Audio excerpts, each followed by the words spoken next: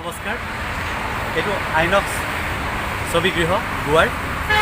ইয়াতে আজি দিনৰ 1 বজাত আমাৰ পৰম আকাংক্ষিত চিনেমা ব্ৰিজ ইয়াত প্ৰথমটো প্ৰিমিয়াৰ হ'ব।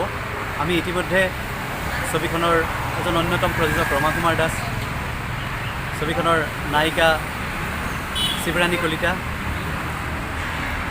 অভিনেত্ৰী অনিন্দিতা দাস আমি আহি পেলাই গোৱা পাইছোঁ। আৰু দিনৰ 1 বজাত আমাৰ এই চিনেমাখনৰ আজি প্ৰিমিয়াৰ আছে। ভাৰতবৰ্ষৰ এইটোৱে প্ৰথমটো শ্ব' হ'ব। গোৱাত অনুষ্ঠিত 51 সংখ্যক ইণ্ডিয়ান পেনোৰামাত আজি আমাৰ চিনেমাখন প্ৰদৰ্শিত হ'ব। গতিকে সমূহ ৰাইজৰ পৰা আমি আশা কৰিছোঁ যে আমাক আশীৰ্বাদ কৰক।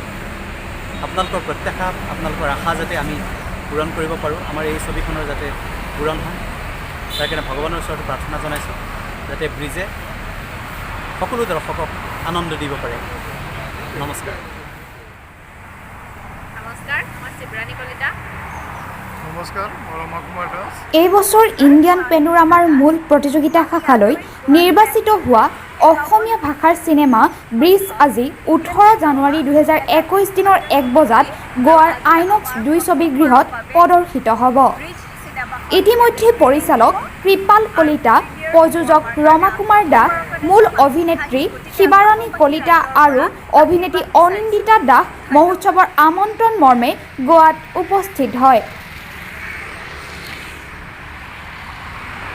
অভিনেত্ৰী অনিন্দিতা দাস মহোৎসৱৰ আমন্ত্ৰণ মৰ্মে গোৱাত উপস্থিত হৈছে।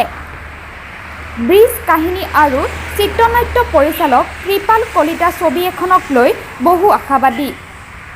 সবিতা দেৱী আৰু ৰমা কুমাৰ দাসে প্ৰযোজনা কৰা বহু চৰ্চিত ব্ৰিজ ছবিখনে অসমলৈ এটি ভাল বাৰ্তা কঢ়িয়াই আনিব বুলি ধাৰণা কৰিছে।